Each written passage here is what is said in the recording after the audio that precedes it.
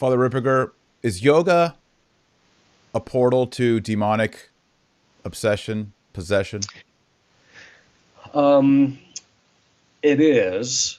This one's always one of I those. know, I'm getting ready The to hear the chat's going to blow up on screeches this to one. emerge. Yeah. Yeah. But I want people to hear it because I don't want people to have oppression or obsession or possession in their life because they're partaking in a Hindu ritual.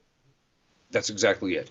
In fact, if you do, and I tell people, look, don't kill the messenger. I'm just the messenger. If you really want to research this stuff, don't go on the internet and type it, is this occult? Because you're going to get all sorts of what. You have to research the masters, the yoga masters, the people that are at the top of the heap.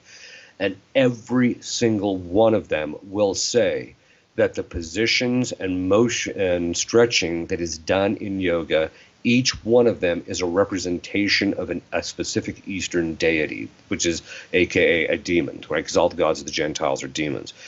There was a guy who wrote it. I'm really kind of frustrated because he wrote the book, but he never published it. It was literally like 40 or 50 of the top yoga positions and which deities they actually referred to based upon these masters, yoga masters. Okay, so that being said, yes, people can become diabolically influenced. I do know 2 women who became possessed from practicing yoga. I know people who were possessed, and then by practicing yoga, they ended up with more demons. And so I just tell people you want to completely stay away from it altogether. Yeah.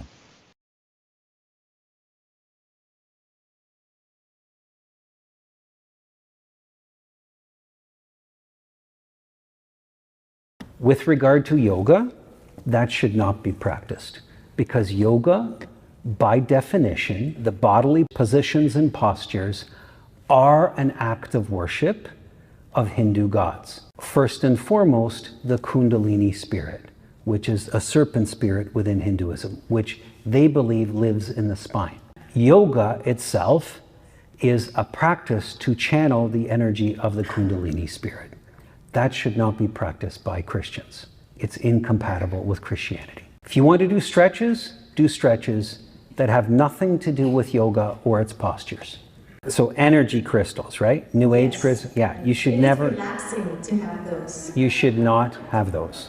So that is incompatible with a Christian faith. Inanimate objects like crystals don't give energy. It's a superstition. If you're feeling energy from them, then that's a sign that something is spiritually wrong. Question about yoga, actually, because I know a lot of people will use that, or what you thought about that, because I know a lot of people will use that as a form just for stretching, or for, I don't know if they're practicing it, or they're just trying to use it to stretch, become more flexible, but I was curious what you thought about that.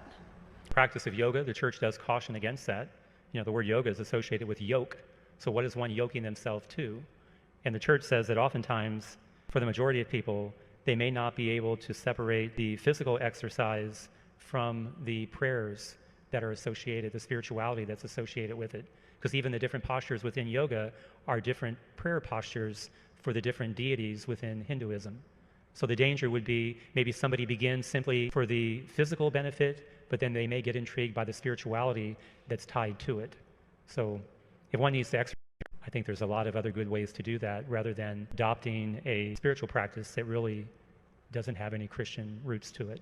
It's a polytheistic religion. They believe in false gods. And the yoga postures are really an offering to Hindu gods. According to yogis, you cannot separate the religion from the body postures. Spirituality is not divorced from the body. Catholicism, it ramps up tenfold. Signs of the cross, sacramentals, the 7 sacraments, again, pilgrimage, fasting, incense. Since everything's been watered down, worship has become more cerebral, less physical, and yoga gives you that spiritual sense, but there's no moral code attached to it. It's really the perfect physical spirituality for a secular society. St. Augustine, the great doctor of the church, anima forma corporis, the soul forms the body. So something in our body is reflecting what's in the soul. Yes. That's what this is. That's what this is. Bow your heads and receive God's blessing. So the body reflects an interior reality. Yoga, nay. Nay. Nay. Okay, unanimous.